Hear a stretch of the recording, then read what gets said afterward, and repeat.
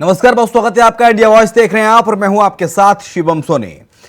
तो गुजरात और हिमाचल प्रदेश के रुझान लगातार सामने आ रहे हैं। गुजरात में भारतीय जनता पार्टी की सरकार बनने जा रही है। प्रचंड बहुमत के साथ 150 प्लस का आंकड़ा भारतीय जनता पार्टी गुजरात में छू गई है। और इसके साथ बड़ी खबर आ रही है। बड़ी खबर आपको बता दें सबसे पहले इंडिया वॉइस पर। बड़ी खबर यह है कि 12 दिसंबर को होगा गुजरात में शपथ ग्रहण। 12 दिसंबर को तारीख मुकर्रर कर दी गई है जहां गुजरात में शपथ ग्रहण होगा। बम्पर जीत के हुई है भारतीय जनता पार्टी की। गुजरात में शपथ ग्रहण में पीएम मोदी, गृह मंत्री अमित शाह शामिल होंगे। 12 दिसंबर को दोपहर 2 बजे गांधीनगर के हेलीपैड ग्राउंड में ये शपथ ग्रहण का आयोजन किया जाएगा। तो बम्पर जीत, 156 सीटें गुजरात में भारतीय जनता पार्टी की, तो वहीं कांग्रेस की 17 सीटें। आम आदमी पार्टी महज 5 सीटों पर सिमट गई। तो वहीं हिमाचल प्रदेश में 26 सीटें भारतीय जनता पार्टी की, कांग्रेस 39 पर, यानी कि सरकार बनाती दिख रही है। आम आदमी पार्टी का खाता भी नहीं खुला और अदर्स 3 पर है। तो भानु प्रतापपुर में बीजेपी आगे चल रही है, बाकी जगह कांग्रेस जीत चुकी है। रामपुर में बीजेपी आगे चल रही है, खतौनी में आरएलडी आगे चल रही है, कुर्नी बिहार में बीजेपी की जीत हो गई है और सरदार शहर में कांग्रेस पार्टी की जीत हो गई है। तो सबसे पहले जो नतीजे आ रहे हैं वो हम आपको इंडिया वॉइस पर दिखा रहे हैं। सबसे पहले सबसे तेज नतीजे, 156 सीटें गुजरात में भारतीय जनता पार्टी की। और दूसरी बड़ी खबर आ गई, गुजरात की कुटियाना विधानसभा से सपा प्रत्याशी आगे चल रहे हैं। गुजरात की कुटियाना विधानसभा से सपा प्रत्याशी आगे चल रहे हैं। कंदलभाई जडेजा भी आगे चल रहे हैं। मैनपुरी के बाद गुजरात से भी अखिलेश यादव को बड़ी खुशखबरी सामने आई है। गुजरात की कुटियाना विधानसभा से सपा प्रत्याशी आगे चल रहे हैं। सपा उम्मीदवार कंदलभाई 17,294 वोटों से आगे चल रहे हैं। मैनपुरी के बाद गुजरात से बड़ी खुशखबरी अखिलेश यादव के लिए। और एक और बड़ी खबर का रुख कर लेते हैं। एक और बड़ी खबर ड्रोन के जरिए आ रही है। ये देखिए रिजल्ट अलर्ट क्या है। गुजरात में भावनगर से भारतीय जनता पार्टी की सजलबेन जीत गई हैं। भुज से भाजपा के केशुभाई जीते हैं। इसके साथ ही 84 से भारतीय जनता पार्टी के संदीप जीत गए हैं। दरियापुर से भाजपा के कौशिक भाई जीते हैं। देवधर से भारतीय जनता पार्टी के कैशाजी जीते हैं। इसके साथ ही धर्मपुर से भारतीय जनता पार्टी के अरविंद ने जीत हासिल की है। गुजरात भावनगर से भारतीय जनता पार्टी की सजलबेन जीती हैं। भुज से भारतीय जनता पार्टी के केशुभाई जीते हैं। और गुजरात में अब शपथ ग्रहण की तैयारी चल रही है। 12 दिसंबर वो तारीख मुकर्रर की गई है जिस दिन मुख्यमंत्री भूपेंद्र भाई पटेल मौजूद होंगे। बीजेपी के प्रदेश अध्यक्ष गुजरात के सीआर पाटिल ने प्रेस कॉन्फ्रेंस करके ऐलान किया कि 12 दिसंबर को शपथ ग्रहण करने जा रहे हैं। जैसे जैसे उपचुनाव मतगणना में समाजवादी पार्टी आगे बढ़ रही है, वैसे वैसे समाजवादी पार्टी में जश्न का माहौल भी छा रहा है। समाजवादी पार्टी कार्यालय पर धीमे धीमे कार्यकर्ताओं का हुजूम उमड़ा। उपचुनाव में सपा की बढ़त पर सपा प्रदेश अध्यक्ष नरेश उत्तम से बात की हमारे संवाददाता विवेक कश्यप ने। समाजवादी पार्टी के प्रदेश अध्यक्ष नरेश उत्तम पटेल जी, ये कैसा रहा मैनपुरी का चुनाव की लगातार सामने ये आ रहा था कि अब समाजवादी लोगों को वोट डालने नहीं दिया जा रहा था। अगर समाजवादी पार्टी के सारे समर्थकों को वोट डालने का मौका दिया जाता तो भाजपा की तीनों जगह जमानत जब्त हो जाती। इतना सत्ता का दुरुपयोग करने के बाद जनता ने भारतीय जनता पार्टी को एक सिरे से नकार दिया है। जो परिणामों के रुझान आ रहे हैं उससे साफ दिखाई देता है कि 2024 में भी भारतीय जनता पार्टी हटेगी। लगातार समाजवादी का जो दल था वो चुनाव आयोग भी जा रहा था तमाम शिकायतों को लेकर। किस तरह का रहा ये चुनाव? निश्चित रूप से जहां गलतियां हैं वहां समाजवादी पार्टी चुनाव आयोग को समय समय पर बताती भी है और विश्वास भी करती है कि समाजवादी पार्टी लोकतंत्र को मजबूत करना चाहती है। भारतीय जनता पार्टी लोकतंत्र को ख़त्म करना चाहती है, इसीलिए जनता भी उन्हें ख़त्म करे दे रही है। लगातार समाजवादी पार्टी ज़मीन पर थी, कार्यकर्ता भी थे, तमाम वीडियो भी वायरल हो रहे थे, उसके बावजूद भी आज ये बड़ी जीत हासिल हो रही। किस तरह से जो है वो उल्लास मनाएंगे? देखिए, कार्यकर्ता तो सभी के थे, समाजवादी पार्टी के थे, भारतीय जनता पार्टी के तो बड़े बड़े देश प्रदेश के नेता थे, लेकिन जनता ने बीजेपी के जो कार्य हैं, जो उनका जनता के पर दोहरा रवैया है, उससे पूरी तरीके से त्रस्त है, नाराज़ है। इससे साफ दिखाई देता है कि आगामी 2024 के चुनाव का ये संदेश है। डिप्टी चीफ मिनिस्टर ने ट्वीट करके कहा था कि ये उपचुनाव 2024 के चुनाव का संदेश होंगे। संदेश आ रहा है। तो किस तरह से अब 2024 की तरफ समाजवादी पार्टी रुख मोड़ेगा? क्या इसी तरह अखिलेश यादव जमीन पर लोगों से मिलते रहेंगे? माननीय अखिलेश यादव जी धरती पुत्र माननीय मुलायम सिंह यादव जी के बेटे हैं और किसानों, मजदूरों, नौजवानों, समाज के सारे वर्गों को साथ लेकर चलते हैं। किसी से नफरत नहीं करते, सबको मोहब्बत के साथ, सबको भाईचारे के साथ जोड़ कर चलते हैं। इसलिए आने वाला दिन समाजवादी पार्टी और समाजवादी पार्टी के नेता माननीय अखिलेश यादव जी का होगा। तो ये थे समाजवादी पार्टी के प्रदेश अध्यक्ष नरेंद्र उत्तम पटेल जी, जिन्होंने साफ तौर पर बताया है कि लगातार समाजवादी पार्टी लोगों से मिलती रहेगी और 2024 के लिए तैयारी कर रही है। अब देखने वाली बात होगी किस तरह के आंकड़े रहेंगे। इंडिया वॉइस से मैं विवेक कश्यप, लखनऊ। समाजवादी पार्टी भानु प्रतापपुर से बड़ी खबर आ रही है। रिजल्ट अलर्ट आपको बता दें, भानु प्रतापपुर से, छत्तीसगढ़ के भानु प्रतापपुर से उपचुनाव को लेकर बड़ी खबर। कांग्रेस प्रत्याशी सावित्री मंडावी ने जीत दर्ज कर ली है। भानु प्रतापपुर में सावित्री मंडावी की बड़ी जीत हुई है। भानु प्रतापपुर से बड़ी खबर आपको बता रहे हैं। कांग्रेस प्रत्याशी सावित्री मंडावी ने जीत दर्ज की है। भानु प्रतापपुर से बड़ी खबर आपको बता रहे हैं। छत्तीसगढ़ के भानु प्रतापपुर में उपचुनाव हुआ था। कांग्रेस विधायक के निधन के चलते यहां उपचुनाव हुआ और सावित्री मंडावी ने जीत हासिल कर ली है। बड़ी खबर, बड़ी जानकारी इंडिया वॉइस पर आपको दे रहे हैं। कांग्रेस प्रत्याशी सावित्री मंडावी ने जीत दर्ज की है भानु प्रतापपुर में।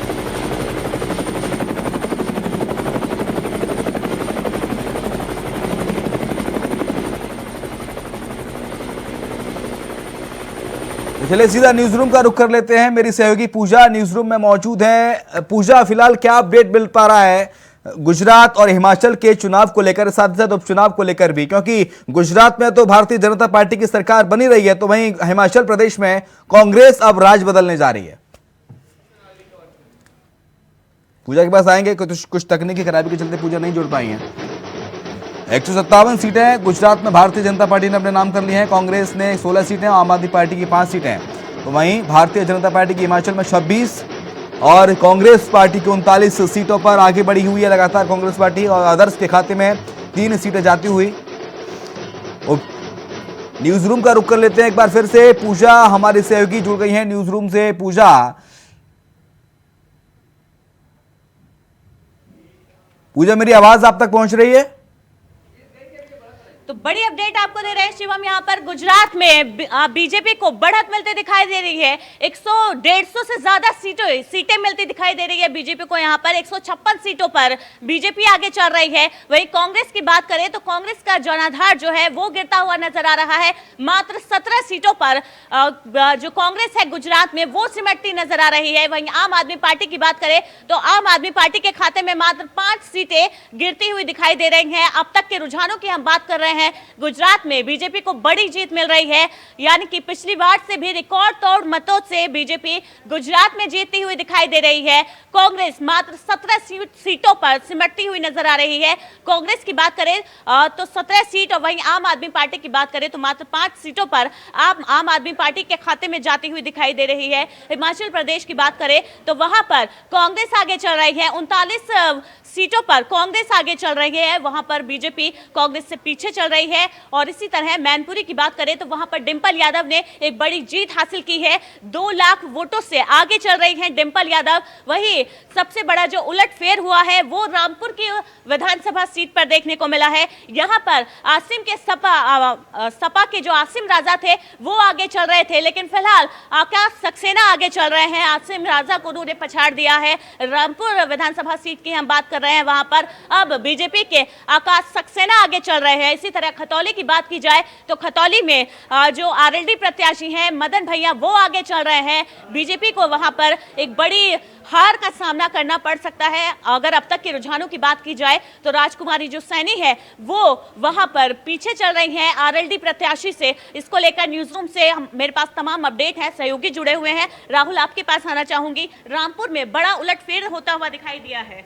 बिल्कुल पूजा, अगर हम 20 राउंड की बात करें तो 20 राउंड तक समाजवादी पार्टी के प्रत्याशी आगे चल रहे थे, लेकिन 21वें राउंड के बाद अचानक बड़ा उलटफेर हुआ और भारतीय जनता पार्टी के उम्मीदवार आकाश सक्सेना एकाएक बढ़त बनाते हुए नजर आए। 27 राउंड की काउंटिंग हो चुकी है, कुछ ही राउंड बाकी बचे हैं जिनकी गिनती होनी बाकी है और आकाश सक्सेना ने इतनी बढ़त बना ली है कि लगभग माना जा रहा है कि आजम खां के किले को ढहाने में सफल रही है। यानी कि पहले की अगर बात की जाए तो आसिम राजा आगे चल रहे थे, कह सकते हैं कि यहाँ पर अब फिलहाल आकाश सक्सेना ने इतनी बढ़त बना ली है कि वो आसिम राजा को उनको चुनौती देना थोड़ा मुश्किल होगा। बिल्कुल, इसमें कोई दो राय नहीं है। और अगर जो अपडेट मिल रहा है उसकी अगर बात की जाए तो 2 या 3 राउंड की शायद गिनती बाकी बची है और इतनी बढ़त आकाश सक्सेना बढ़ा चुके हैं। और जिस तरह से ईवीएम खुल रही हैं, मतदाताओं के रुझान मिल रहे हैं, तो अब लगभग समाजवादी पार्टी प्रत्याशी का जीतना नामुमकिन है। ये कहना कोई गलत नहीं होगा कि आजम खां के गढ़ रामपुर में बीजेपी ने सेंधमारी कर दी है। जी, मैनपुरी की बात करें तो मैनपुरी से भी एक बड़ी अपडेट सामने आई है। प्रसपा का जो है वो सपा में विलय हो गया है, यानी कि चाचा भतीजे की जो पार्टी है वो फिर से एक हो गई है। निश्चित तौर पर पूजा, ना सिर्फ ये समाजवादी पार्टी और मुलायम सिंह कुनबे के लिए एक राहत भरी खबर है, समाजवादी पार्टी के कार्यकर्ताओं नेताओं के लिए राहत भरी खबर है, बल्कि उत्तर प्रदेश की जो सियासत है उसमें ये एक नया बदलाव का संकेत इसे कहा जा सकता है। क्योंकि जिस तरह से समाजवादी पार्टी और मुलायम सिंह यादव के कुनबे में बिखराव हुआ था, शिवपाल यादव को अपनी नई पार्टी प्रगतिशील समाजवादी पार्टी बनानी पड़ी थी, उसके बाद निश्चित तौर पर बीजेपी को इसका लाभ मिला था। अगर इसके बाद अगर हम देखें, पार्टी एक हो गई है, चाचा भतीजे एक हो गए हैं, अब समाजवादी पार्टी में शिवपाल यादव की भूमिका क्या होगी? पूजा, अभी तक हालांकि भूमिका पूरी तरह से कोई आधिकारिक बयान, कोई पार्टी की तरफ से कोई बयान इस पर नहीं आया है, लेकिन जिस तरह की खबरें सूत्रों के हवाले से निकल कर आ रही हैं कि शिवपाल यादव जिनके गढ़ या ये कहें जिनकी विधानसभा क्षेत्र जसवंत। जी राहुल, इस पर एक और बड़ी अपडेट आ रहे हैं, हम अपने दर्शकों तक एक बड़ी अपडेट पहुंचा देते हैं। हिमाचल में सीएम जयराम ठाकुर ने कांग्रेस को जीत की बधाई दी है। बड़ी अपडेट आपको दे रहे हैं, जनता के फैसले का सम्मान जताया है सीएम जयराम ठाकुर ने। उन्होंने बहुमत संभाला, कांग्रेस को है अब हिमाचल में 39 सीटों पर कांग्रेस को बढ़त मिली है। बड़ी अपडेट आपको दे रहे हैं, 26 सीटों पर बीजेपी उम्मीदवार आगे हैं और जयराम ठाकुर ने कांग्रेस को बधाई दी है। उनको कहा है कि जनाधार जो मिला है उसका हम सम्मान करते हैं। बड़ा है ये। हिमाचल की बात करते हैं तो हिमाचल में जो उलटफेर होता नजर आ रहा है उस पर क्या आप? बिल्कुल पूजा, बता दें कि जिस तरीके से बीजेपी लगातार कह रही थी कि हिमाचल में रिवाज बदला जाएगा, लेकिन अब सरकार बदलने जा रही है, तो कहीं ना कहीं ये कांग्रेस के लिए एक बड़ी बात होगी। राहुल गांधी जहां भारत जोड़ो यात्रा पर हैं और आने वाली 2024 लोकसभा चुनाव को भी देखा जाए तो हिमाचल प्रदेश एक अपने आप में बड़ा प्रदेश है और वहां अगर जीत पाती है तो ये जहां पर जो कांग्रेस को जीत मिली है वो एक बड़ी जीत उसको इसलिए नहीं कह सकते क्योंकि वहां पर सत्ता बदलने का जो रिवाज है वो चलता है। 1995 से लेकर अगर अब तक हम देखें तो वहां हर बार सत्ता का परिवर्तन हुआ है, तो कांग्रेस को इसका कुछ खास फायदा नहीं हुआ है। ये जो रिवाज बदलने की आप बात कर रहे हैं, जो ये परंपरा चलती आ रही है, ये उसका फायदा कांग्रेस को मिला है। बिल्कुल, जनता ने अपना रिवाज कायम रखा है और कांग्रेस को अपना जनाधार दिया है, तो कहीं ना कहीं ये कांग्रेस के लिए एक बड़ी जीत ही कही जाएगी। बीजेपी के लिए कितनी बड़ी चुनौती होगी ये?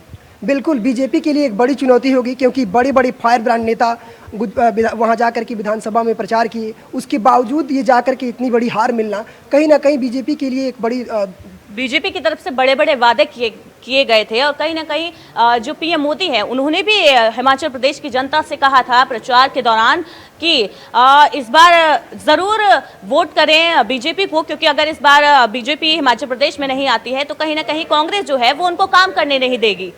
बिल्कुल, ये प्रधानमंत्री मोदी के द्वारा या बीजेपी के बड़े बड़े नेताओं के द्वारा भी ये कहा गया था कि हिमाचल में बीजेपी की सत्ता दोबारा आए, लेकिन जनता का मत है, जनता ने अपना जनाधार कांग्रेस को दिया है। बिल्कुल, जनता का मत है, जनता अपना जनाधार दे चुकी है और नतीजों का दिन है। शाम तक जो है नतीजे क्लियर हो जाएंगे। फिलहाल हम स्टूडियो की ओर रुख करते हैं। पूजा, देखिए जिस तरह से जो नतीजे आ रहे हैं उनसे साफ जाहिर होता है कि सरकार बनने जा रही है गुजरात में, क्योंकि रिकॉर्ड तोड़ जीत है। ये जीत रिकॉर्ड तोड़ इसलिए है क्योंकि पिछले 2 से 3 दशकों से इतने बड़े अंतर से गुजरात के इतिहास में कभी भारतीय जनता पार्टी ने रिकॉर्ड तोड़ जीत हासिल नहीं की है। चर्चा की शुरुआत करते हैं। हमारे साथ उमा सिसोदिया हैं, आम आदमी पार्टी की प्रवक्ता। बहुत स्वागत है उमा जी आपका। उमा जी, पूरी जोर आजमाइश कर ली गुजरात में अरविंद केजरीवाल ने, जो दावे किए थे कि फ्री बिजली दूंगा, मार्च में सरकार बन जाएगी, तो 1 मार्च से फ्री बिजली का दावा किया था अरविंद केजरीवाल ने, लिख के भी दिया था 10-12 दिन पहले लिख के दिया था उन्होंने प्रेस कॉन्फ्रेंस में, भविष्यवाणी कर रहे थे केजरीवाल। सारी भविष्यवाणी धरी रह गई आपकी। देखिए, सबसे पहले तो मैं गुजरात की जनता ने आम आदमी पार्टी को जो जनादेश दिया है मैं उसका स्वागत करती हूँ। हमारे 5 विधायक वहाँ पर जीत कर आए हैं। आम आदमी पार्टी आज एक राष्ट्रीय पार्टी बन गई है, उसके लिए भी मैं अपने कार्यकर्ताओं को मुबारकबाद जरूर देना चाहूंगी कि 4 राज्यों में हमारे 68% से ज्यादा वोट है। हमने उनके और पूरे देश की उन गिनी चुनी पार्टियों में शामिल आज आम आदमी पार्टी हो चुकी है, जो एक राष्ट्रीय पार्टी आज है। और रही बात यह कि गुजरात, और मैं गुजरात में बीजेपी की सरकार बनने पे अपने बीजेपी के प्रवक्ता भाइयों को भी मैं बधाई देना चाहूंगी कि जनता ने उनको फिर से भरोसा दिखाया और ये असली सरकार जो है वो बीजेपी की वहां पर बनी है। देखिए, ये जनता है, ये जनता है। जनता ने जो आदेश दिया हम उनको शिरोधार्य करते हैं। जनता ने अगर आज हमें राष्ट्रीय पार्टी बनाया तो हम शिरोधार्य करते हैं। जनता ने आज हमें सिर्फ 5 विधायक दिए तो हम शिरोधार्य करते हैं। इसलिए मैं कहना चाहूंगी कि हमने जो भी परफॉर्मेंस वहां दिखाया, हमने सब कुछ अपने अंदर प्लस किया है, माइनस नहीं किया, गंवाया कुछ। जो भी कमाया हमने सिर्फ कमाया। आज आम आदमी पार्टी तीसरी सबसे बड़ी पार्टी के रूप में आज गुजरात में खड़ी है। आप ही देखिए, सबसे पुरानी पार्टी 36 साल पुरानी कांग्रेस लगातार हर चुनाव में हारते हारते आज 17 विधायकों को ऊपर सिमट गई है और आज आम आदमी पार्टी ने अपने जो ग्राफ है वो शून्य। लेकिन उमा सिसोदिया, ये बात तो माननी पड़ेगी कि दिल्ली जो मॉडल है वो दिल्ली में काम आ सकता है, पंजाब में काम आ सकता है, लेकिन हर स्टेट में काम नहीं आ सकता। हिमाचल में तो आपका डबल अंडा हो गया, कुछ हासिल नहीं हो रहा है। आपने गोवा में भी कोशिश की थी लेकिन कुछ ही विधानसभा सीटों पर जीत हासिल कर पाया आप। यही हश्र गुजरात में हो रहा है। देखिए, मैं आपकी बात से अगर देश के राज्यों के लिए अगर कुछ मॉडल पेश करना है तो वो अलग मॉडल पेश करना पड़ेगा। वो भी इस बात से चिंतित जरूर होगा कि आखिर हमसे कम गलतियां कहाँ हो रही हैं। कहीं ना कहीं तो हमसे गलती हो रही है। तभी जनता ने हमें गुजरात में ठुकराया और हमें 5 विधायक दिए और हिमाचल में हम लोगों को ठुकराया गया। लेकिन जन सरकार हमारे जो अरविंद जी हैं, तमाम बड़े नेता है, मैं समझती हूँ कि वो जरूर इस बात पर विचार करेंगे कि आखिर हमारी जो स्ट्रेटेजी है या जिन मुद्दों को लेकर आम आदमी पार्टी चुनाव में उतरी थी वो उसमें कहाँ कमी रहेगी। क्योंकि मेहनत वाकई में हमने बहुत की थी, लेकिन फिर भी जनता का आदेश है वो कुछ। ठीक है, बड़ी खबर आ रही है। मैं आऊंगा आपके पास। बड़ी खबर लेकर आ रहा है ड्रोन हमारा। क्या है बड़ी खबर, वो दर्शकों को बता देते हैं जल्दी से। खबर मिल रही है उपचुनाव से लेकर मैनपुरी के बाद गुजरात से भी अखिलेश यादव के लिए बड़ी खुशखबरी। गुजरात की कुटियाना विधानसभा से सपा प्रत्याशी आगे चल रहे हैं। तकरीबन 17,000 वोटों से आगे चल रहे हैं सपा उम्मीदवार कंधलवाई। मैनपुरी के बाद गुजरात से अखिलेश यादव को खुशखबरी मिल रही है। गुजरात में भी समाजवादी पार्टी खाता खोलने के लिए एकदम तत्पर है। कंधलवाई जडेजा 17,294 वोटों से आगे चल रहे हैं। चर्चा पे आऊंगा। राजेश चमोली भी है हमारे साथ, कांग्रेस प्रवक्ता। बहुत स्वागत है आपका। जयसिंह रावत भी हैं, वरिष्ठ पत्रकार। और रविंद्र वाल्मीकि, भारतीय जनता पार्टी के प्रवक्ता, इस वक्त हमारे साथ मौजूद हैं। राजेश चमोली सर, गुजरात में तो पहले लीडिंग में थी कांग्रेस, लीड कर रही थी विपक्ष को, लेकिन अब तो मतलब आंकड़ा बहुत कम हो गया सर। गुजरात में कैसे काम चल पाएगा? 16 पे सिमट के रह गए। 77 से 16, आधे से भी कम हो गया सर।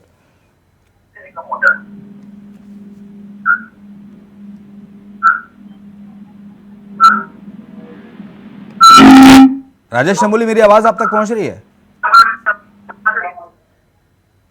ठीक है। रविंद्र वाल्मीकि भी जुड़े हैं, प्रवक्ता भारतीय जनता पार्टी। रविंद्र जी, मेरी आवाज आप तक आ रही है? रविंद्र जी, कितनी बड़ी जीत मानते हैं? क्योंकि अब तक के इतिहास में नरेंद्र मोदी जब से गुजरात के प्रधानमंत्री थे तब से अब तक इतना रिकॉर्ड तोड़ बहुमत अब तक नहीं आया। क्योंकि नरेंद्र मोदी ने कहा था कि नरेंद्र का रिकॉर्ड भूपेंद्र तोड़ेगा, और वो हो गया। भूपेंद्र ने तोड़ दिया रिकॉर्ड। देखिए, ये आज जो है ऐतिहासिक पल है कि भारतीय जनता पार्टी की लगातार 27 साल से ऊपर सरकार को लगातार 27 साल से ऊपर हो गए हैं और लगातार जनता के बीच हमारा जनादेश, हमारे को आशीर्वाद और जनता का भरोसा सदैव हमारे साथ है। और आप ये देखिए कि लगातार जिस प्रकार से विपक्ष में, चाहे कांग्रेस हो चाहे आम आदमी पार्टी हो, इन्होंने इतना जोर लगाया, इतना प्रचार कराया, नेगेटिव प्रचार, लेकिन किसी भी सूरत से शिवम साहब देखे तो सही काम किया। और अभी शिवम ने जब आपने प्रोग्राम की शुरुआत करी और हमें जोड़ा तो आपने कहा था कि भविष्यवाद के लिए केजरीवाल, मैं आपको एक बात कहूंगा, भविष्यवाद में भी गारंटी भी जिस प्रकार से इन्होंने तमाम गारंटियां वो प्रदेशों को देते हैं, सरकार तो इनकी आय विधायकों की संख्या भी इतनी है कि इनको डबल डिजिट प्राप्त हो सके। तो ये गारंटियों को फ्री की बांटते फिरते हैं। कभी अमल जहां इनकी सरकारें बच जाती है वहां तक ये करते हैं, उस गारंटियों का कहीं लेना देना नहीं। तो मेरा सवाल जरूर आम आदमी पार्टी से रहेगा, कांग्रेस तो थी नहीं कहीं भी ये तो सारी पार्टी जो है वो भारत छोड़ो यात्रा पे और भारत को तोड़ने वाले को जोड़ने वालों की यात्राओं में जो इन्होंने अपनी ऊर्जा लगा रखी थी, कहीं ना कहीं जो आम आदमी पार्टी को फ्री गारंटी बांट देगा। आज गुजरात की जनता ने सिरे से इन्हें नकार दिया, कांग्रेस तो लेकिन रविंद्र वाल्मीकि का हिमाचल के बारे में क्या कहेंगे? हिमाचल में तो स्थिति डमाडोल हो गई भारतीय जनता पार्टी की, आप तो रिवाज बदलने वाले थे सर। नहीं देखिए, अभी अंतिम रिजल्ट आने तक अभी मेरे को अंतिम ही रिजल्ट मानिए, अंतिम 39 सीट पे लीड कर रही है कांग्रेस, 39 सीटें मान लीजिए जीत गई।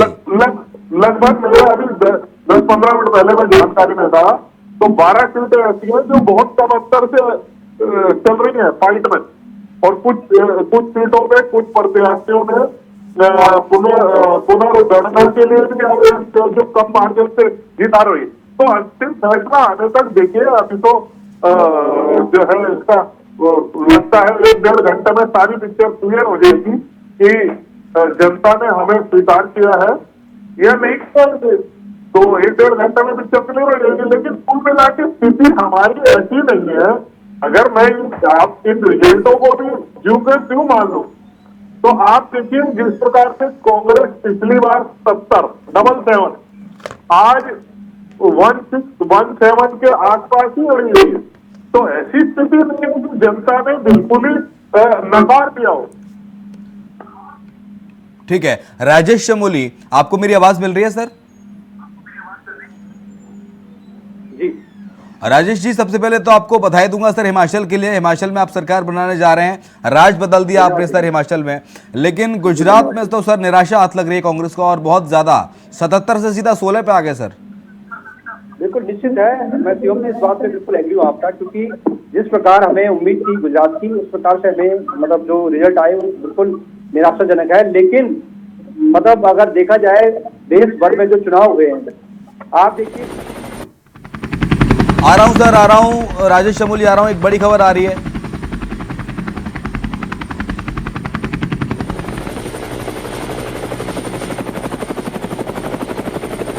में हार की जिम्मेदारी ली है, इस्तीफा उन्होंने दे दिया है, बड़ी खबर आपको बता रहे हैं।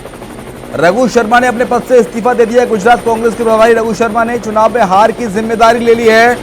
बड़ी खबर, बड़ी जानकारी इंडिया वॉइस पर दे रहे हैं। गुजरात कांग्रेस के प्रभारी रघु शर्मा ने अपने पद से इस्तीफा दे दिया है। चुनाव में हार की जिम्मेदारी ली है रघु शर्मा ने। रघु शर्मा ने चुनाव में हार की जिम्मेदारी ली है। हमारे संवाददाता लगातार हमारे साथ पैनल एक लगातार मौजूद है। रविंद्र वाल्मीकि हैं, राजेश चमोली हैं। राजेश जी, आपके पास जाऊंगा। तो रघु शर्मा ने तो हार की जिम्मेदारी ले ली, इस्तीफा दे दिया है। देखिए, निश्चित रूप से मैंने कहा कि गुजरात हमारे निराशाजनक रहा है, लेकिन अगर देखा जाए दो संपूर्ण राज्य गुजरात और हिमाचल में चुनाव थे, जहां दोनों जगह भारतीय जनता पार्टी की सरकार थी, वहां पे कांग्रेस ने आपका जो हिमाचल प्रदेश है वहां पे सरकार बनाने जा रही है। साथ ही साथ 5 अन्य राज्य थे जहां पे उपचुनाव थे। छत्तीसगढ़ का चुनाव आप देख लीजिए, एक भारतीय जनता पार्टी हारी है। उड़ीसा में चुनाव देखिए अन्य दल जीता है। राजस्थान में चुनाव कांग्रेस जीती है। ऐसी यूपी में तीनों जो उपचुनाव थे उसमें भी अन्य दल जीते हैं, और बिहार में भी मतलब आप ये संदेश है, देश का संदेश है। ये जो 2024 की जो बात कर रहे थे रविंद्र जी और तमाम नेतागण भारतीय जनता पार्टी के, ये संदेश है कि अब बीजेपी अब नहीं। हाँ, लोगों ने कहा भाई, बीजेपी ने कहा कि गुजरात के बेटे को गुजरात में जिता दिया, दिल्ली के बेटे को दिल्ली में जिता दिया, लेकिन देश का जो ट्रेंड है अब बदल रहा है। अब इसलिए बदल रहा है कि 5 राज्यों में भारतीय जनता पार्टी की उपचुनाव में हार हुई है, और एक संपूर्ण राज्य जहां भारतीय जनता पार्टी की सरकार थी वहां पर कांग्रेस सरकार बनाने जा रही है। लेकिन सत्य है, गुजरात में राहुल कहाँ से जीतेगा और कहाँ रविंद्र जी यार, रिजल्ट आप तो मान लीजिए, आपने तो अच्छी हो गई है, आप तो अच्छी कर रहे हैं। लेकिन मैं ये कह रहा हूँ सर, मैं कह रहा हूँ आज कह रहे थे सीआर पाटिल साहब का एक बयान सामने आया था।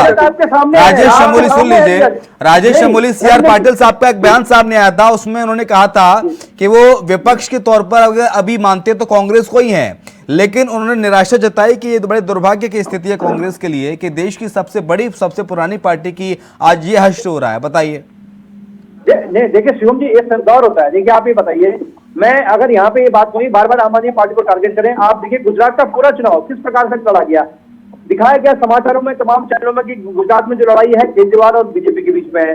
आज स्थिति क्या है केजरीवाल जी की, आप देखिए 13% जो कांग्रेस आप तो सर वही बात कह रहे हैं ना, एक बच्चा क्लास में फेल होके गया घर और उसने बोला कि उसने अपने माता पिता को बोला कि 20 लोग फेल हो गए, लेकिन माता पिता ने पूछा भैया आपका क्या हुआ अभी बताओ, बोला हम भी फेल हो गए। वही बात आपने कर दी। मैं ये बात बिल्कुल नहीं कर रहा हूँ, मैं ये कह रहा हूँ आप देखिए कि हम शुरू से कहते हैं उत्तराखंड हो चाहे हिमाचल हो चाहे गुजरात हो, भारतीय जनता पार्टी की बी की टीम के रूप में आम आदमी पार्टी काम करी। उत्तराखंड में आप देखिए 2.5 लाख वोट काटने के बाद आज भारतीय जो आम आदमी पार्टी का जो चेहरा था, तथाकथित चेहरा जो बहुत बड़ा मुख्यमंत्री का चेहरा था, आज किसी गोद में बैठे हुए पूछिए ना रविंद्र जी से, भारतीय जनता पार्टी की गोद में बैठे हुए। यहाँ का पार्टी का प्रदेश अध्यक्ष जो आम आदमी पार्टी का था वो आज किसी गोद में बैठे हैं, भारतीय जनता पार्टी की गोद में बैठे हुए। तमाम जो भूपेश उपाध्याय हो, तमाम अन्य नेता हो आम आदमी पार्टी के, आज सारी बीजेपी गोद में बैठे। इसी प्रकार आप देखिए गुजरात में 13% वोट अगर आम आदमी पार्टी ले गई है तो किसका वोट था हो, जो गरीब तबका, जो कांग्रेस का जो पिछड़ा तबका था, तमाम जिसके लिए कांग्रेस ने देश में काम किया, आज उसको मतलब किसी प्रकार से मतलब प्रलोभन देके चाहे फ्री का देके जो ये कहते थे लॉलीपॉप किसने बांटना शुरू किया था। आज उसी लॉलीपॉप में कांग्रेस की जो वोटों का जो ध्रुवीकरण आम आदमी पार्टी ने किया है, और मैंने आपको सत्यता बता दी है, उत्तराखंड में 2.5 लाख वोट काटने के बाद आज तमाम बड़े नेता भारतीय जनता पार्टी में आम आदमी पार्टी के, लेकिन कांग्रेस का फेल्योर मानते हैं कि नहीं सर, कांग्रेस का फेल्योर मानते हैं कि नहीं गुजरात में? मैं एक्सेप्ट कर रहा हूं इस बात को, मना नहीं कर रहा हूं, कांग्रेस ने वहां पे निश्चित है होया है, गुजरात में हमने सीटें खोई है, लेकिन हमने साथ ही साथ देश का वो राज्य जीता है, देवभूमि जहां पे ये बार बार हिंदुत्व की बात करते हैं, जो कम से कम 97% हिंदू राज्य है, जहां ये बार बार हिंदुत्व की बातें हर बार करते हैं, वो राज्य हमने जीता है और वो बीजेपी से छीन के जीता हमने। हम इस बात पर एक्सेप्ट कर रहे हैं गुजरात हारे हैं और उस पर मनन करेंगे, चिंतन करेंगे, तमाम नेता लोग विचार करेंगे कि ये क्या कारण हुआ, लेकिन ये तय है कि अब धीरे धीरे भारतीय जनता पार्टी की विदाई तय शुरू होगी। आप देखिए जैसे 5 राज्य मैंने आपको बताया, 5 राज्य उपचुनाव में भारतीय जनता पार्टी की हार हुई। आप देखिए मैनपुरी पे किस प्रकार से इन्होंने प्रोपेगेंडा तमाम शासन प्रशासन योगी जी ने लगाया था, लेकिन वहां पे जो मैनपुरी से कांग्रेस थोड़ी ना जीती है। नहीं तो मैं क्या कह रहा हूँ आपको, मैं यही तो कह रहा हूँ बीजेपी का सफाया हो रहा है धीरे धीरे, एक राज्य अगर बीजेपी को मिल गया, लेकिन बाकी अरे सर अपनी बात कीजिए ना, समाजवादी पार्टी की बात मैं कर लूंगा बाद में। मैं कह रहा था राजेश रविंद्र वाल्मीकि जी, मैनपुरी में सर रघुराज शाक्य की हार हो गई, इधर खतौली में भी मदन भैया जीत रहे हैं, रामपुर की स्थिति अभी डबाडोल चल रही, कभी आकाश सक्सेना ऊपर हो जाते हैं तो कभी आसिम रजा। लेकिन जो गढ़ों को फतेह करने की बात कर रही थी बीजेपी, दावे भर रही थी, दम भरती थी गढ़ों को जीतने का, लेकिन वो अब काम नहीं कर पा रहा है इस बार, ऐसा लग रहा है। उपचुनाव में पूरी शक्ति प्रदर्शन कर दिया था पूरे सूबे के बड़े बड़े दिग्गजों ने। देखिए चुनाव भारतीय जनता पार्टी अपनी पूरी ताकत के साथ और पूरी रणनीति के साथ लड़ती है और अपने बड़े से बड़े शहर को, और जो भारतीय जनता पार्टी का नेता है वो उन चुनावों पर बारीकी से नजर रखता है। अब हार और जीत कितना समर्थन हम जुटा पाए, कितना नहीं जुटा पाए। ठीक है, आ रहा हूं मैं आपके पास। ड्रोन के जरिए हम आपको गुजरात का पूरा अपडेट्स दिखा रहे हैं। देखिए गुजरात में बीजेपी 157, आम आदमी पार्टी 5 पर है, कांग्रेस गुजरात में 16 पर है और अदर्स गुजरात में 4 सीटों पर सिमट गई है। टीवी स्क्रीन पर 4 ड्रोन आप अलग अलग देख रहे हैं, एक ड्रोन बीजेपी का, एक ड्रोन आपका, एक ड्रोन कांग्रेस का और एक ड्रोन है अदर्स का। तो अलग अलग आंकड़ा इन ड्रोन्स के जरिए, ग्राफिक्स के जरिए इंडिया वॉइस आपको दिखाने की कोशिश कर रहा है। 157 सीटों पर भारतीय जनता पार्टी, आम आदमी पार्टी 5 सीटों पर, 16 सीटों पर कांग्रेस और 4 सीटों पर गुजरात में अदर्स हैं, यानी कि निर्दलीय उम्मीदवार जो 4 सीटों पर जीते हैं।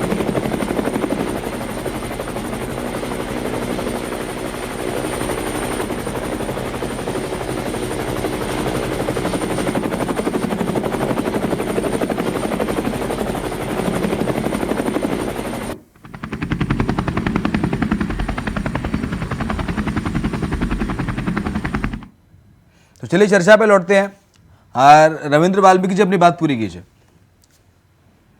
कह रहा था कि लगातार जिस प्रकार से भारतीय जनता पार्टी चाहे छोटा चुनाव चाहे बड़ा चुनाव अपनी रणनीति के साथ, अपनी ताकत के साथ चुनाव लड़ती है। अब कहाँ तक लोगों का भारतीय जनता पार्टी को आशीर्वाद मिलता है या कहीं कमी रह जाती है, तो इसकी चिंता को छोड़ते हुए, लेकिन मैं आपको दूसरी बात बताऊंगा। देखिए जिस प्रकार से हमारे दोस्त प्रवक्ता कांग्रेस ने कहा कि जो है दिल्ली में तो दिल्ली का बेटा जीत गया, गुजरात में गुजरात का बेटा जीत गया, और अभी आपने ब्रेकिंग न्यूज दी थी कि गुजरात के प्रदेश अध्यक्ष रघु जी ने अपने पद से इस्तीफा दे दिया उसकी जिम्मेदारी लेते हुए। अब मुझे ये लग रहा है कि हिमाचल का बेटा रविंद्र भाई कितनी बड़ी बात है। मैं कह रहा हूँ कि मैनपुरी और खतौली में हार की जिम्मेदारी कौन लेगा? इनका क्या है कि चुनाव की हार एक एक करके राजेश शमूली एक करके रविंद्र वाल्मीकि, मैनपुरी में भी हार की जिम्मेदारी कोई लेगा? क्योंकि रघुराज शाक्य को आशीर्वाद था नेताजी का। योगी आदित्यनाथ ने आके कहा था, मुख्यमंत्री जी ने आके मैनपुरी की धरती पर, कि रघुराज शाक्य के साथ आशीर्वाद है और सच्ची श्रद्धांजलि होगी अगर रघुराज शाक्य जीतते हैं तो मुलायम सिंह यादव को। देखिए, मैनपुरी परंपरागत तरीके से माननीय मुलायम सिंह यादव जी, अब जो आप हमारे बीच में नहीं है, बड़े नेता थे, उनकी वह सीट थी। कहीं ना कहीं देखिए, उनके जाने के बाद लोगों के अंदर एक उनके प्रति एक श्रद्धा थी, जो कहीं ना कहीं उनके परिवार के बहू को जो टिकट दिया गया। लेकिन ऐसी स्थिति में जब आज मैनपुरी में जब बिना चुनाव के चुनाव हो जाते थे, मतलब कोई खड़ा भी नहीं होता था, कई बार तो ऐसा हुआ। तो आज अगर स्थिति में भारतीय जनता पार्टी ने वहां से चुनाव लड़ा है, और ऐसा नहीं है कि हम कोई बिल्कुल ही जबरदस्त तरीके से चुनाव हार गए, तो जो भी आशीर्वाद मिला है वो अगली बार के लिए और ताकत के साथ लड़ेंगे।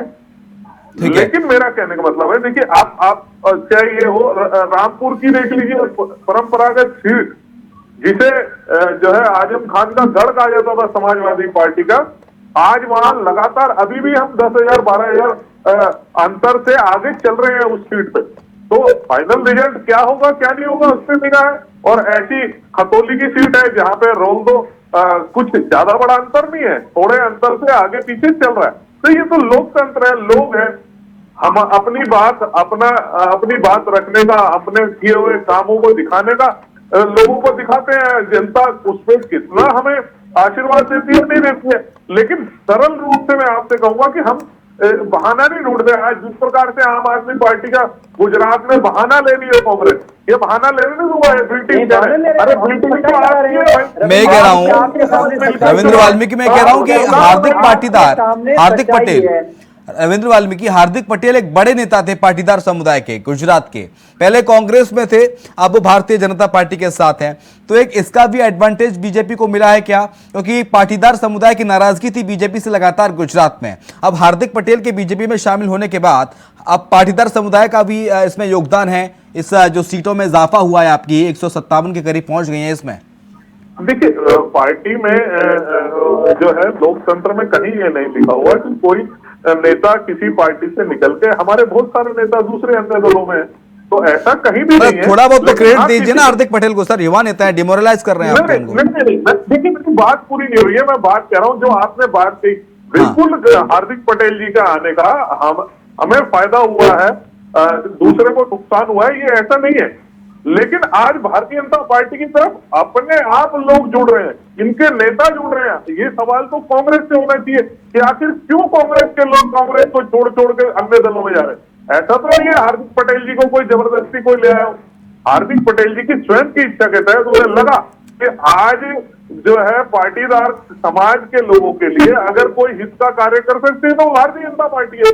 वह इनके प्रदेश अध्यक्ष भी रहे, इनके लिए चुनाव लड़ा, इतना बड़ा आंदोलन खड़ा किया, लेकिन फिर भी उनको दिख गया कुछ ही समय के लिए, उन्होंने कहा नहीं, ये तो जो है अपने परिवार के अलावा इस पार्टी में किसका भला नहीं होने वाला। तो आज हार्दिक पटेल जी आज हमारे साथ है, तो कहीं ना कहीं युवा नेता है और उनको जीत की बधाई भी दूंगा। वो अच्छे मार्जिन से वहां पे एक बड़ी टफ सीट थी जहां से वो चुनाव जीत के आए हैं। तो ऐसा नहीं है कि फायदा बिल्कुल होता है किसी के आने का और किसी के जाने का नुकसान भी होता है, ये कहीं ना कहीं कांग्रेस को दिखता होगा। बिल्कुल। राजेश शमूली, जो आरोप लगाती थी कांग्रेस पार्टी कि देखिए विजय रूपाणी का टिकट काट दिया, विजय रूपाणी मुख्यमंत्री थे, उनको हटा के मुख्यमंत्री भूपेंद्र भाई पटेल को बना दिया, फिर कैबिनेट में रिशफल किया, लेकिन ये तमाम सारे मुद्दे तो आपने उठाए, कई सिटिंग एमएलए का टिकट काटा भारतीय जनता पार्टी ने, लेकिन इसका फायदा ही हुआ है बीजेपी को, अगर ये कहें तो। देखिए शिवम जी, ये सच्चाई है, बीजेपी ने जो देश की राजनीति है उसमें बड़ा परिवर्तन कर दिया। कैसे ये तो बीजेपी मानती, चलो ये तो कांग्रेस मान रही है कि बीजेपी ने देश की राजनीति में आमूलचूल परिवर्तन किया है। कैसे बदला है, मैं आप पूरी बात सुनिए मेरी, कैसे बदला है। देखिए वहां उत्तराखंड में 3 सीएम बदले। पहले सीएम ने जो भी नकारा काम किए तो उसकी कमियों को छुपाने के लिए दूसरे सीएम को लाया तीरथ सिंह रावत जी को। आप देखिए तीरथ सिंह रावत जी किस प्रकार के बयान दिए, उसके बाद उनकी नाकामी को छुपाने के दाम के लाए। ये बीजेपी ने एक ट्रेंड बना दिया है, जो नकारा जो पिछले 3-4 साल राज्यों को बर्बाद करने के बाद फिर नई व्यक्ति को ले आते हैं, तो जो इनकम्बेंसी होती है पार्टी की उसको बचाने का प्रयास बीजेपी शुरू से करती आ रही है। ऐसी बीजेपी ने गुजरात में किया, गुजरात में कोई नया थोड़ी किया, यही ट्रेंड किया। वहां पर भी एक बार कैबिनेट पूरी साफ कर दी थी, जिनको बार भ्रष्टाचार का आरोप था। यही उत्तराखंड का हाल है। तो बीजेपी हर प्रकार से, जैसे इन्होंने कहा कि हम पूरी ताकत के साथ लड़ते हैं, धनबल के साथ लड़ते हैं, छलबल के साथ लड़ते हैं, दारू पैसा पूरी कैबिनेट देश की, अगर मतलब सदन में चर्चा ना हो चल जाएगा, उत्तराखंड का सदन 2 दिन में खत्म हो जाएगा, चल जाएगा। लेकिन गुजरात के चुनाव हो, चाहे दिल्ली के चुनाव, एमसीडी के, चाहे हिमाचल के चुनाव हो, पूरी कैबिनेट को वहां लगाते हैं, मुख्यमंत्री को वहां लगाते हैं, 8 मुख्यमंत्री। तो सिर्फ इनका मकसद सिर्फ चुनाव जीतना, सबका जीतना है। उत्तराखंड की हालत देख लीजिए। जयसिंह रावत जी सामने हमारे वरिष्ठ पत्रकार है, वो भी बता सकते हैं कि इस राज्य को 6 साल में बेरोजगारी में चरम पर इस राज्य को पहुंचा दिया बीजेपी ने। लेकिन क्या है, धनबल छलबल झूठी प्रोपेगेंडा हिंदू मुस्लिम का करके सत्ता पाई है, इसमें कोई जराई बात नहीं है, बीजेपी सत्ता पाई है। लेकिन ये समय अब बदल रहा है। मैंने आपको बताया ना, जो हिंदू राज्य की बात करते हैं, बार बार हिंदू मुस्लिम की बात करते हैं, ये पड़ोसी राज्य हमारा हिमाचल, उसने बता दिया कि यहाँ पे अब हिंदू मुस्लिम नहीं चलेगा। आपने वहां भी प्रयास किया, लेकिन सच्चाई सामने आ गई है कि बीजेपी का 2 राज्यों में से एक राज्य में सफाया हुआ है जहाँ पे कांग्रेस आई है, और जो 5 राज्य देश में से जहाँ उपचुनाव हुआ वहां भी बीजेपी का सफाया लगातार शुरू हो रहा है। एमसीडी में भले आम आदमी पार्टी हमारी विरोधी पार्टी है, मैं कह रहा हूँ बीजेपी की बी टीम के रूप में काम कर रही है, लेकिन हकीकत है कि वहां भी बीजेपी का इन्होंने सफाया किया। तो ये ट्रेंड सच्चाई है, ट्रेंड चल रहा है देश में। 2024 के लिए एक मैसेज हो गया कि अब धीरे धीरे बीजेपी का सफाया मतलब होने लग गया देश से, और ये मैसेज आपके सामने आ चुका है। इसलिए मैं आपकी इस बात पे एग्री हूँ कि कांग्रेस ने गुजरात में खोया है, उस पर हम तमाम लोग, हमारे जैसे आपने कहा कि हमारे प्रभारी जी ने इस्तीफा दिया, मैं तो सोचता हूँ कि नैतिकता के आधार पर नड्डा जी को भी इस्तीफा देना चाहिए। उनका गृह क्षेत्र में उनकी सीटें वहां पे हार गए हैं। अनुराग ठाकुर इतने बड़े नेता बनते थे, मुख्यमंत्री के दावेदार बने हुए थे, अपने गृह क्षेत्र में अपनी सीटों को नहीं जिता पाए, कैबिनेट मंत्री है देश के, नड्डा जी राष्ट्रीय अध्यक्ष है, उनको भी इस्तीफा देना चाहिए। और तय है राहुल जी की जो भारत जोड़ो यात्रा थी, उसका मैसेज अब धीरे धीरे पूरे देश में, आप देखिए राजस्थान से हो चाहे मतलब, लेकिन सवाल तो यही पूछ रही है ना बीजेपी की, भारत जोड़ो यात्रा देश भर में तो चला रहे हैं, जिन राज्यों में चुनाव था वहां तो आप ले ही नहीं गए। खैर हिमाचल में तो जीत गए, लेकिन गुजरात में तो आवश्यकता थी गुजरात में भारत जोड़ो यात्रा की। सर एवं जी, आपके सामने मैं कहता हूँ बीजेपी ने दारू पैसा, वहाँ उनके मंडल अध्यक्षों के यहाँ 2-2 हजार पेटियां दारू की पकड़ी जा रही थी। जिस गुजरात को ये कहते हैं कि वहाँ शराब मतलब बंदी है, आपके सामने चरस गांजा करके पूरे युवाओं को बर्बाद करने पर लगे। तो पूरा सिस्टम, जहाँ प्रधानमंत्री डोर टू डोर कैंपेनिंग कर रहे हो, गृह मंत्री डोर टू डोर कैंपेनिंग कर रहे हो, जहाँ 8 मुख्यमंत्री वहां जाके कैंपेनिंग कर रहे हो, देश की पूरी कैबिनेट वहां जाके ठीक है, आऊंगा मैं आपके पास, आऊंगा राजेश चमोली। योगेश हमारे संवाददाता जुड़े हैं न्यूज रूम से। योगेश, क्या बड़ी खबर है आपके पास, क्या अपडेट फिलहाल? और इस वक्त की बड़ी खबर आ रही है, दरअसल आपको बता दें कि रामपुर में भारतीय जनता पार्टी को जीत हासिल हुई है। रामपुर में ये बड़ी जीत है और समाजवादी पार्टी के प्रत्याशी आसिम राजा की तरफ से ये बड़े आरोप लगाए हैं, धांधली के आरोप लगाए गए हैं। और दरअसल आसिम राजा ने पहले ही कह दिया था कि यदि वो चुनाव हारते हैं तो वो राजनीति से संन्यास ले लेंगे। और अब बड़ी बात यह है कि जिस तरीके से भारतीय जनता पार्टी ने एक शानदार जीत हासिल की है और उसके बाद अब एक बार फिर से धांधली के आरोप लगाए जा रहे हैं, प्रशासनिक टीम पर सवाल उठाए जा रहे हैं। यह कहा जा रहा है कि दरअसल पुलिस प्रशासन वहां पर भारतीय जनता पार्टी की बी टीम के रूप में बनकर के काम करती नजर आई और लोगों को मतदान करने जाने से रोका गया, मतदान स्थलों पर रोका गया।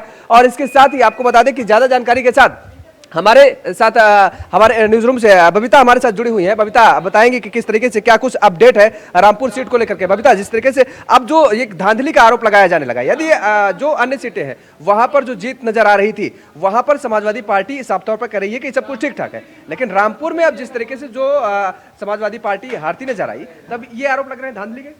जी बिल्कुल, क्योंकि योगेश अक्सर यही देखा गया है समाजवादी पार्टी की तरफ से कि जब भी उन्हें ये लगता है कि वो हार रही है तो वो हमेशा ही धांधली के आरोप लगा देती है। वहीं पर अगर बाकी सीटों की बात कर ली जाए तो जिस तरह से, क्योंकि रामपुर स्पेशली, क्योंकि इसीलिए रामपुर इतना ज़्यादा महत्वपूर्ण हो जाता है क्योंकि आजम खां की वो सीट है और 40 से 45 साल से जो है आजम खां लगातार यहाँ पर जीतते आए हैं, लेकिन इस बार उन्होंने आसिम रजा पर दाव लगाया था। और एक इमोशनल कार्ड, क्योंकि योगेश हमने भी देखा है कि इमोशनल कार्ड खेलने की भी कोशिश की गई थी, जो है आजम आजम खां की तरफ से कि मुझे बीजेपी की तरफ से लगातार फंसाया जा रहा है, बीजेपी मुझ पर कई आरोप लगा रही है, लेकिन यहाँ की जनता जो है, जो उनका मेरी तरफ प्यार है, वो लगातार देखने को भी मिलेगा। लेकिन रुक करेंगे इस वक्त की बड़ी खबर का। इस वक्त की बड़ी खबर आ रही है, मदन भैया चुनाव जीत चुके हैं।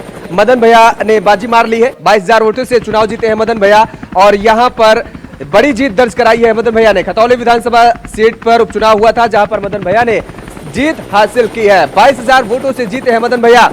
ये शानदार जीत मानी जा सकती है मदन भैया की। तमाम सारे हालांकि आरोप लगाए जा रहे थे इस सीट को लेकर के, और लेकिन अब जब जीत हासिल की गई है मदन भैया की तरफ से, तो देखने वाली बात ये होगी कि आखिर किस तरीके से समाजवादी पार्टी इस जीत को लेती है। क्योंकि जिन सीटों पर समाजवादी पार्टी जीतती है वहां पर सब कुछ ठीक ठाक माना जाता है, लेकिन जिन सीटों पर हार जाती है समाजवादी पार्टी, वहां पर तमाम सारे सवाल उठाते हैं। राहुल, किस तरीके से देखा जाना चाहिए अगर इस मदन भैया के जीत को देखा जाए तो? देखिए, ये खतौली में जो उपचुनाव हुआ है, पहले मैं ये बता दूं उस उपचुनाव की वजह क्या रही। यहाँ से बीजेपी के उम्मीदवार राजकुमार सैनी जो हैं, उन्हें 2 साल की सज़ा सुनाई गई थी, और उस सज़ा को सुनाने के बाद ही यहाँ पर उनकी सदस्यता खत्म हुई थी और उपचुनाव कराने पड़े थे। और उनकी पत्नी ही राजकुमारी सैनी यहाँ से चुनाव लड़ रही हैं, और निश्चित तौर पर सिटिंग एमएलए की पत्नी का हारना और राष्ट्रीय जिस तरीके से अब ये जीत देखी जा रही है, और लेकिन देखने वाली बात ये होगी कि आखिर समाजवादी पार्टी ये जो बात कह रही है, जो आरोप लगा रही है, आरोप लगाने के बाद अभी उसका अगला कदम क्या होगा। Over to you Shivam. चलिए, बहुत शुक्रिया आपका योगेश तमाम सारी जानकारी को साझा करने के लिए। तो हमारे साथ मेहमानों का पैनल जुड़ा हुआ है। राजेश चमोली कांग्रेस की ओर से, रविंद्र वाल्मीकि भारतीय जनता पार्टी की ओर से, उमा सिसोदिया आम आदमी पार्टी की ओर से, साथ ही जय सिंह रावत हैं वरिष्ठ पत्रकार हमारे साथ। बहुत स्वागत है जय सिंह जी आपका भी। उमा सिसोदिया, मैं आपके पास आऊंगा। मैडम, इशुदान गढ़वी जो कि पत्रकारिता में थे, उनका तो करियर ही चौपट कर दिया केजरीवाल ने। बताइए, चुनाव भी हार के खंबालिया से। आप एक बात का जवाब दीजिए। हम एक उदाहरण पढ़ते हैं, मैंने उदाहरण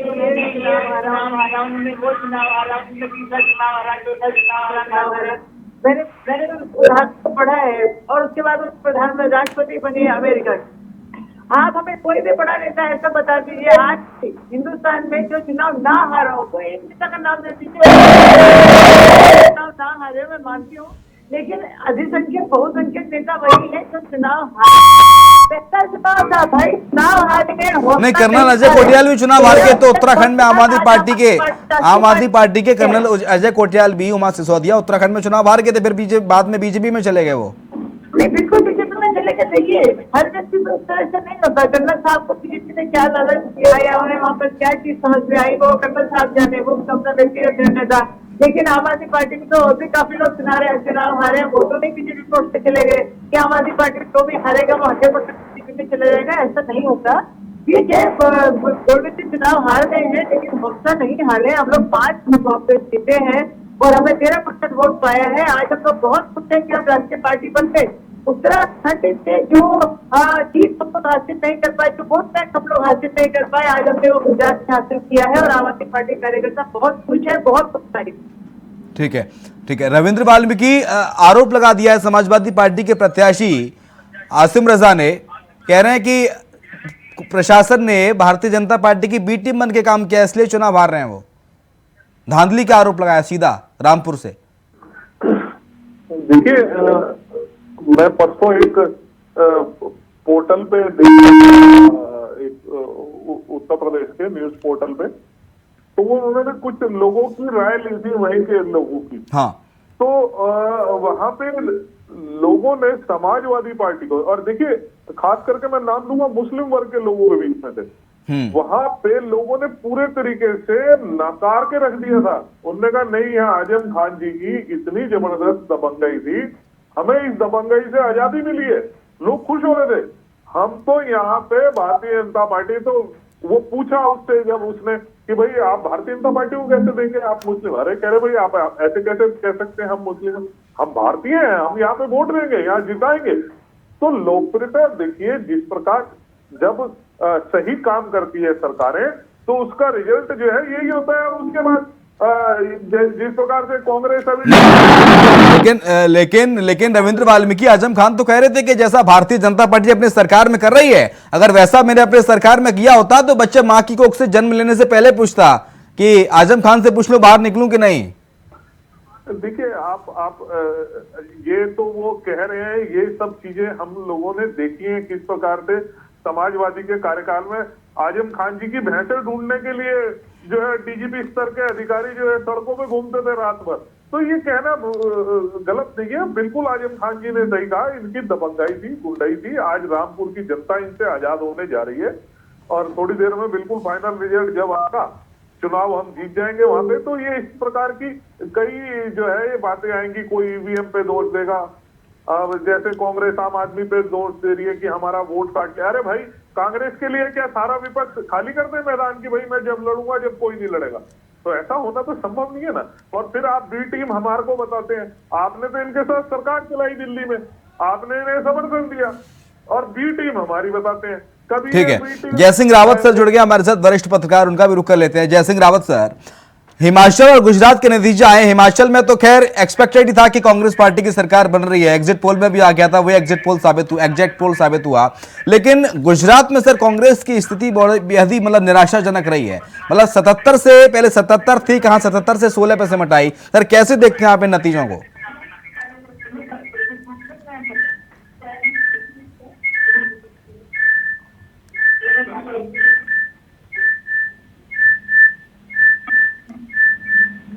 जयसिंह रावत, आपको मेरी आवाज आ रही है सर?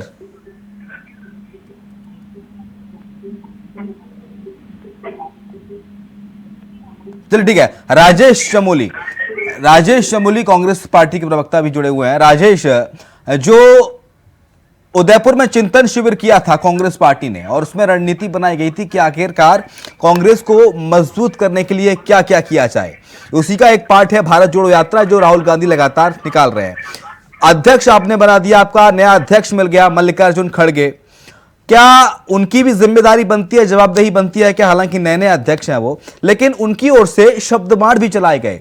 प्रधानमंत्री नरेंद्र मोदी को रावण कह दिया गया, किसी ने कह दिया गया कि औकात दिखा देंगे, किसी ने कह दिया भस्मासुर। तो ये एक तमाम पहलू हैं, ये भी बीजेपी के लिए कहीं ना कहीं नेगेटिव साबित हो रहे हैं, और ये भी एक कारण है कि आप 16 सीटों पर सिमट गए। देखिए, आपने जो कहा है राहुल गांधी की जो भारत जोड़ो यात्रा थी, मैंने आपको शुरू से बताया कि निश्चित है उस रिजल्ट का, जो यात्रा थी उसका रिजल्ट अब सामने आने लग गया है। ये रिजल्ट सामने आया क्या सर, जो आज नतीजा है? नहीं, दो राज्य बीजेपी के थे, एक में आपने सरकार बनाई भारतीय जनता पार्टी की, मैं आपके सामने बता दे रहा हूँ। अगले उस राज्य में तो आप सरकार बनाते आए ना, मतलब हर दूसरे टर्म में हिमाचल में। मतलब अगर बाई चांस अगर बीजेपी रिपीट होती तो आप कहते हैं कि देखो बीजेपी ने रखा है। सर देखिए, बिल्कुल कहते हैं हम, कुछ चीजें ऐसी होती है, जनता का मंडेट था, जनता ने जनादेश दिया है, हमें भी दिया है, भारतीय जनता पार्टी को भी दिया है। जहां भारतीय जनता पार्टी को दिया है वहां भी हम उसको स्वीकार कर रहे हैं, और जहां हिमाचल में हमको दिया हम उसको भी स्वीकार कर रहे हैं। जनता का मैंडेट है, ये बार बार कहते हैं कि 60 साल कांग्रेस ने राज किया, तो 60 साल भी हमें जनता ने जनादेश दिया, हम कोई जबरदस्ती नहीं बैठे। आज भारतीय जनता पार्टी को जनादेश मिला है तो उसका वो सम्मान करें। लेकिन जैसे ये अभी कहते हैं गुंडे की बात कर रहे थे रविंदर जी, उत्तराखंड में अगर मैं बात करूं, उत्तराखंड की हालत देख लीजिए आप, कितनी गुंडई है इस राज्य में। लॉ एंड ऑर्डर की स्थिति ऐसी कि अंकिता भंडारी हत्याकांड, कितना बड़ा हत्याकांड हुआ भारतीय जनता पार्टी का, जिसमें बीजेपी का मतलब नेता का पुत्र आरएसएस के नेता का पुत्र संलिप्त है। आप यूके ट्रिपल स्थिति में देखिए, एग्जाम तमाम जो घोटाले हो रहे हो, भारतीय जनता पार्टी के नेता के लोग पकड़े जा रहे हैं आक्रम पे, वो अन्य एग्जाम हो, बैकडोर एंट्री हो जाए विधानसभा की, उसमें भारतीय जनता पार्टी के विधानसभा अध्यक्ष हैं। तो आप देखिए, एक सिस्टम है, एक समय होता है, एक समय बाद ये तय है, विदाई तय है इनकी। अब आप कह रहे हैं कि खड़गे जी का आने के बाद देखिए रिजल्ट सामने है, राहुल जी की यात्रा का रिजल्ट सामने है। देश भर में 5 राज्यों में उपचुनाव है, बीजेपी का सुबह साफ हुआ सब जगह। एक राज्य भारतीय जनता पार्टी का, जहां ये बार बार मैं हर बार रिपीट कर रहा हूँ, ये सिर्फ हिंदुत्व की बात करते हैं, झूठ की, कि हम हिंदुत्व के कुछ नहीं किया इन्होंने राज्य के लिए। उत्तराखंड को चौपट कर दिया, हिमाचल को चौपट करने की तैयारी थी, लेकिन शुक्र है जनता का, जिन्होंने समझा वहां पे जो हमारे मुद्दे थे, हमारे जो ओल्ड पेंशन का जो मुद्दा था, जो हमने वादा किया था, निश्चित रूप से सरकार बनने पर उसको पूरा करेंगे। हमने जनता के मुद्दे उठाए। आप गुजरात के चुनाव देखिए, गुजरात के चुनाव में भारतीय जनता पार्टी ने कोई 27 साल का कोई ऐसा कार्य बताया हो कि हमने 27 साल का गुजरात में किया है। सिर्फ कि मुझे रावण कहा, मुझे ये कहा, मुझे वो कहा, मैं गुजरात का बेटा हूँ, मुझे गालियां दे रहे हैं। हमने मुद्दे उठाए, हमने महंगाई का मुद्दा उठाया, जिसमें देश में 400 रुपए, लेकिन मुद्दे उठाने में कामयाब भी तो नहीं हो पाए। दिक्कत तो यही है ना सर, मुद्दे तो आपने उठाए, लेकिन जो मुद्दे कांग्रेस उठा रही है वो जनता के बीच पहुंचाने में आप नाकामयाब साबित हो जाते हैं और फिर आप हार जाते हैं। यही स्थिति है, गुजरात में जीत ही नहीं पा रहे हैं, बताइए सालों से आप। कितने दशक बीत गए। उमा सिसोदिया, ठीक है, 5 सीटें आई आम आदमी पार्टी की गुजरात में, लेकिन जो हुआ सो हुआ। इतना जरूर है, चलो 5 सीटें तो आ गई, राष्ट्रीय स्तर के नेता तो बनने की ओर अग्रसर है अरविंद केजरीवाल। आम आदमी पार्टी भी राष्ट्रीय पार्टी बनने जा रही है अब तो। देखिए, मैं आपसे और अपने तमाम जो मेरे को-पैनलिस्ट यहाँ बैठे हुए हैं, मैं उनसे बधाई का आग्रह करती हूँ, तो मुझे जरूर बधाई दे कि 10 साल से आम आदमी पार्टी आज एक राष्ट्रीय पार्टी। क्या कोई भी पैनलिस्ट मेरे सभी भाई इस बात कह सकते हैं कि इतनी अच्छी ग्रोथ की ओर पार्टी की रही है पूरे देश में? क्या कांग्रेस की रही, या बीजेपी की रही, या बसपा, या किसी भी अन्य दल? देखिए, मैं कोई ऐसा नहीं बोल रही हूँ, यानी ये मेरा अहंकार नहीं लग रहा, मैं अहंकार की बात नहीं कर रही, लेकिन मैं कहना चाहूँ कि वाकई में आम आदमी पार्टी आज भविष्य की पार्टी है, जिसकी तरफ लोग फ्यूचर की तरफ। एक बड़ी खबर आ रही है, बड़ी खबर बता दें उमा सिसोदिया, मैं आऊंगा मैं आपके पास। यूपी उपचुनाव में इतिहास रच दिया गया है। मैनपुरी में डिंपल यादव की ऐतिहासिक जीत हुई है मैनपुरी से। इसके साथ ही आजम के गढ़ में भारतीय जनता पार्टी की शानदार एंट्री हो गई। आकाश सक्सेना बीजेपी प्रत्याशी जीत गए हैं रामपुर से। खतौली में आरएलडी उम्मीदवार मदन भैया की बड़ी जीत हुई है। इसके साथ ही 20,000 के अंतर से जीते हैं मदन भैया। डिंपल यादव की ऐतिहासिक जीत। तो उत्तर प्रदेश के उपचुनाव में इतिहास रच दिया गया है। 1 सीट भारतीय जनता पार्टी के खाते में, 1 समाजवादी पार्टी के खाते में और 1 सीट राष्ट्रीय लोकदल आरएलडी के खाते में जाती हुई चली गई है। तो बड़ी जीत हुई है डिंपल यादव की। तकरीबन 1.5 लाख से अधिक वोटों के अंतर से डिंपल यादव जीती हैं। मदन भैया भी जीते हैं। 20,000 के अंतर से आरएलडी उम्मीदवार मदन भैया की जीत हुई है। तो यूपी उपचुनाव में इतिहास रच दिया गया है। इतिहास। चर्चा पे आते हो उमा सिसोदिया, अपनी बात पूरी कीजिए। वाकई में हम लोग जो है पूरे प्रदेश 137 साल कांग्रेस को हो गए, 90 साल पुरानी जनता पार्टी हो गई, आम आदमी पार्टी से 10 साल पुरानी पार्टी है और आज लगभग हर राज्य में आम आदमी पार्टी के कार्यकर्ता है। हमारे राज्यों में विधायक है। आप देखिए, ठीक है, आऊंगा मैं आपके पास। जयसिंह रावत है, जयसिंह रावत हमारे साथ जुड़ गया, वरिष्ठ पत्रकार। अब तक सर आपका ऑडियो हम तक नहीं आ पा रहा था। बहुत स्वागत है सर आपका। जयसिंह रावत सर, भारतीय जनता पार्टी की एक बम्पर जीत, क्योंकि पिछले 3 दशक में इतनी बड़ी जीत नहीं हुई भारतीय जनता पार्टी की सर। 156 सीटें, 149 सीटों से ज्यादा अब तक बीजेपी नहीं जीती है सर। इस जीत को किस तरह से आप देखते हैं? हाँ, निश्चित रूप से बीजेपी का तो बहुत जबरदस्त है। अब पिछली बार तो ऐसा लग रहा था कहीं बीजेपी हार न जाए, वो स्थिति हो गई थी, कांग्रेस काफी ऊपर आ गई थी। दूसरी बात इसमें क्या, मुझे लगता वही गुजरात गौरव का सवाल था, गुजरात की अस्मिता का सवाल था, जो प्राइड का गुजरात। दूसरा मुझे लगता है कि ये सफलता बीजेपी को आम आदमी पार्टी की वजह से भी मिला। बहुत सारी वोट कांग्रेस की आम आदमी पार्टी ने काटी है। बहरहाल अभी लगता है इनको बधाई देने की वोट तो राष्ट्रीय दल की तरफ बढ़ रही है। अभी राष्ट्रीय दल का, नेशनल पार्टी का उनको स्टेटस मिला नहीं है। उसके लिए कुछ और करते हैं, अभी कुछ हो लेकिन होगा। दूसरी बात यह है कि आम आदमी पार्टी अभी तक 21 चुनाव लड़ चुकी, 21 और 21 चुनाव में से 18 राज्यों में चुनाव लड़ी है और 2 राज्यों में के अलावा एक गोवा में 2 सीट मिली थी इससे पहले और दिल्ली और पंजाब के अलावा बाकी 0 पर रहा। उत्तराखंड में भी 0 पर रही। इस समय गुजरात में भले उन्होंने कांग्रेस का सुपड़ा साफ करवाया, वोट बैंक वोट शेयर तो बढ़ ही गया है, तो वो स्थिति है जी। सर, इसे अगर आम आदमी पार्टी के लिहाज से देखा जाए तो उमा सिसोदिया तो पार्टी की वाहवाही कर रही हैं। 8 से 10 साल पुरानी पार्टी सर। दिल्ली में लगातार 2 टर्म की सरकार बन गई, पंजाब में सरकार बन गई, गोवा में कुछ विधायक हैं, अब 5-6 विधायक गुजरात में भी हो जाएंगे। तो आम आदमी पार्टी के भविष्य के लिहाज से क्या कहें, ये सकारात्मक दृष्टिकोण से इसे देखा जाए?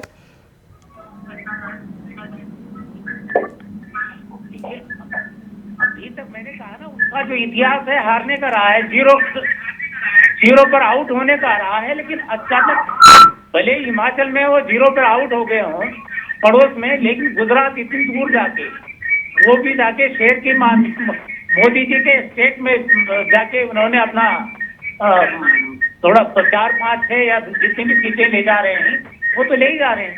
दूसरी बात यह है कि आम आदमी कांग्रेस को साफ करने का है, कांग्रेस मुक्त करने का है। मुझे लगता है इस समय कॉमन जो एजेंडा है बीजेपी का भी और आम आदमी पार्टी का भी कांग्रेस मुक्त का है, क्योंकि जब कांग्रेस मुक्त हो जाएगी फिर कांग्रेस को रिप्लेस करने का, देखिए राजनीतिक दल हैं, राजनीति में इसलिए आते हैं, सभी सत्ता के लिए आते हैं, चाहे वो कांग्रेसी हों, बीजेपी वाले हों, आम आदमी पार्टी वाले हों। तो जब तक कांग्रेस बीच में है वो मुझे नहीं लगता है कि सीधे मोदी जी से या बीजेपी से टक्कर ले पाएंगे। हाँ, बीजेपी की मदद कर सकते हैं, निश्चित रूप से कर ही रहे हैं। उत्तराखंड में उन्होंने मदद की कोशिश किया, हिमाचल में भी थी, लेकिन गुजरात में तो दिखी रहा बहुत ज्यादा डिसीजन जो वोट हुआ, इनका वोट शेयर तो अगर कांग्रेस और आम आदमी पार्टी का देखा जाए तो काफी मिला के ऊपर, इसका मतलब उनकी वोट कटी है वो है। लेकिन आदमी पार्टी तरक्की कर रही है, उनके साथ नए लोग हैं, नया जोश है, उत्साह है जो कांग्रेस में नहीं है। अभी जब राहुल गांधी कर रहे हैं, कोशिश तो कर रहे हैं, देखते हैं क्या होता है। लेकिन जब तक कांग्रेस है तो ये सोचेंगे कि मोदी जी का मुकाबला या बीजेपी का मुकाबला आम आदमी पार्टी अकेले कर लेगी, तो ये लगभग मुझे लगता है फिलहाल। लेकिन जाते जाते सर, जयसिंह रावत सर, आपसे एक आखिरी सवाल और, अगर आम आदमी पार्टी गुजरात के चुनावी मैदान में ना होती तो शायद कांग्रेस की हालत आज 16 सीट पर ना होती, 16 से बड़ी के सीट इसकी आई होती।